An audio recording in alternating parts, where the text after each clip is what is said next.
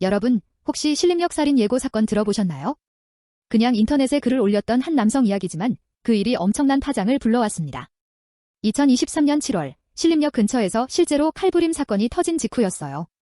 그때 온라인 커뮤니티에서 20대 남성 A씨는 수요일 날 신림역에서 한여 20명 죽일 거다라는 살인 예고와 함께 칼을 구매했다는 인증글을 올렸습니다. 들으시기에 장난처럼 느껴질 수도 있는데요. 같은 해 7월, 신림역 2번 출구에 흉기를 들고 서 있다.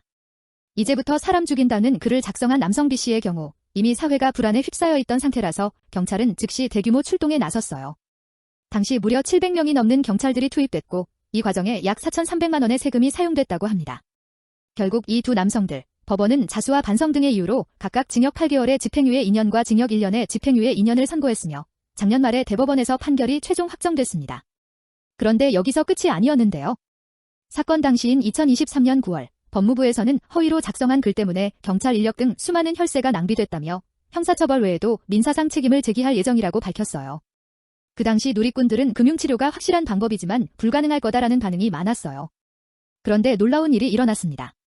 2025년 9월, 최근 법원에서는 이렇게 허위로 공권력을 낭비하게 만든 책임은 꼭 물어야 한다며 해당 남성 B씨에게 정부가 쓴 4,300만 원 전액을 배상하라고 판결한 거예요. 그야말로 금융치료죠. 앞으로는 아무 생각 없이 이런 범죄 예고글을 올리면 형사처벌은 물론 실제로 낭비된 혈세까지 전부 물어내야 하니까요. 이번 판결은 허위 살인예고 게시자에게 민사상 손해배상 책임이 처음 인정된 사례라서 앞으로 공권력 낭비와 사회적 불안 해소에 중요한 선례가 될 것이라고 해요. 누리꾼들은 집행유예 나와서 짜증나고 답답했는데 정말 통쾌하다. 지금까지 장난으로 범죄 예고 글 쓴 놈들 싹 다 배상해라. 역시 치료는 금융치료지 이번 판결 효과가 크다고 본다. 인생은 실전인데 집유받고 기뻤지? 이제 토해낼 시간이다. 본보기로 걸렸네? 억으로 좋아하는 애들 숨죽이고 살아라. 폭파한다는 허위글 올린 놈들한테도 민사소송 들어가자. 등의 의견이 있었습니다. 마지막으로 법무부는 향후 유사 사건에 대해서도 추가적으로 손해배상 청구한다고 했으니 앞으로 제정신이 아닌 이상 금융치료를 받고 싶지 않다면 허위 협박글 등은 작성하지 않을 것으로 보입니다.